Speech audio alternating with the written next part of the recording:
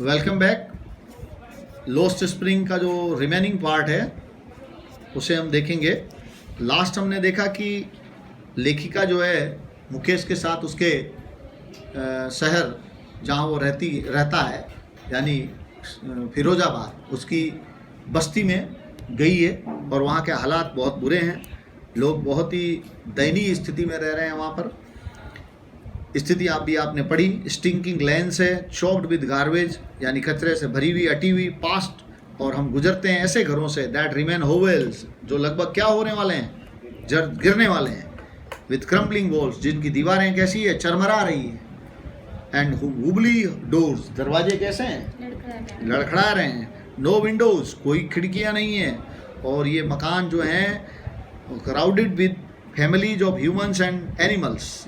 ये जो घर हैं मनुष्यों ह्यूमंस एंड जानवरों से भरी हुई, दो चार नहीं कई जानवर, कई आदमी जो हैं इस छोटे से मकानों में रह रहे हैं, को एग्जिस्टिंग सह अस्तित्व कर रहे हैं, ले रहे हैं, सह अस्तित्व बनाए हुए हैं इन ए प्रिमिटिव स्टेट। और वो भी कैसे हालात में, बिल्कुल आदिम जमाने में जो लोग रहते थे ना, प्रिमिटिव का मतलब वेरी ओल्ड इन टाइम, जब लोग बहुत ही फैसिलिटी जहाँ पर नाम की नहीं होती थी ना, विदाउट फैसिलिटी यानी छोटी मोटी फैसिलिटीज भी जानी होती, उस अवस्था में वो इन मकानों में भीड़ के रूप में रहे।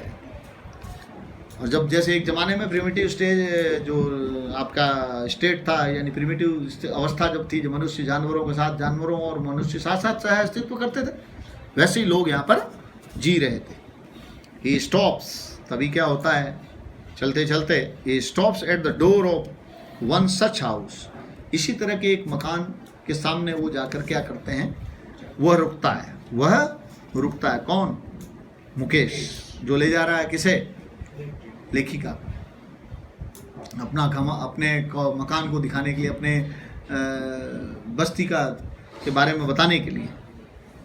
बैंग्स, और फिर वहाँ वो क्या करता है, बैंग्स है वुबली आयरन डोर, लोहे के बने हुए एक वुबली यानी कमजोर, लड़खड़ाते हुए एक दरवाजे पर वो धमाके से धक्का मारता है, बैंग्स करता है, ठोकर लगाता है, विद हिज फूट अपने किससे, पाँव से, एंड उसे जिट ओपन, और धक्का देकर उसे खोलता है।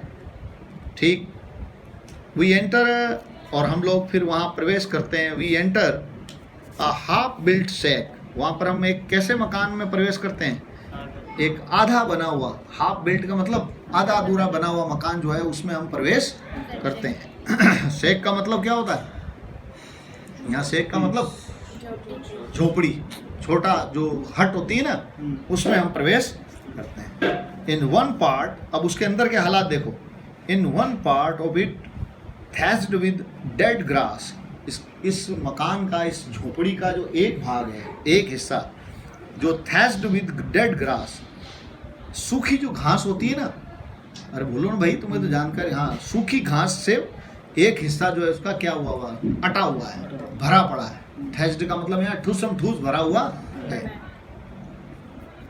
Is a firewood stove over which sits a large vessel, और इसके अलावा वहाँ पर क्या है, एक फायरवुड स्टोव है, अर्थात फायरवुड लकड़ी का चूल्हा, लकड़ी से जलने वाला गैस स्टोव नहीं, केरोसिन स्टोव नहीं, फायरवुड स्टोव मतलब लकड़ी से चलने वाला, जो ग्रामीण इलाकों में ज़्यादातर लोग प्रयोग करते हैं, वो चूल्हा जो है वो है वहाँ। ओवर विच, जिसके ऊपर सिट्स अ लार्ज वेसल, और उसके ऊपर एक क्या पड़ा हुआ है, क्या रखा हुआ है, एक बड़ा, वो क्या कहते हैं, भगोना होता है ना, भगोना नहीं जानते, वेसल्स का मतलब, वैसे वेसल माने क्या होता है, बर्तन है ना, तो बड़ा जो भगोना होता है ना, वो उस पे ऊपर क्या हुआ है, चढ़ा हुआ है।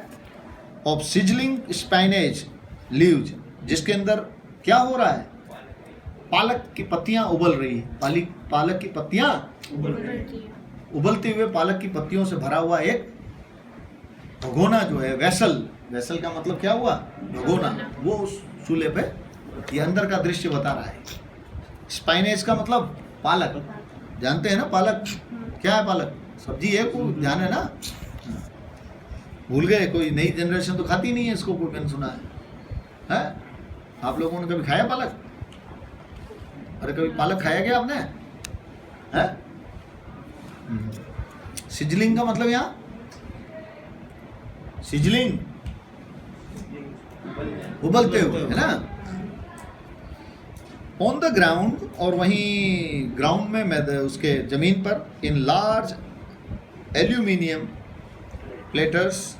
एल्यूमिनियम एक धातु है, ध्यान ही आप लोगों को, उस धातु से बनी हुई प्लेटर्स यानी प्लेटें, प्लेट होती है ना भाई।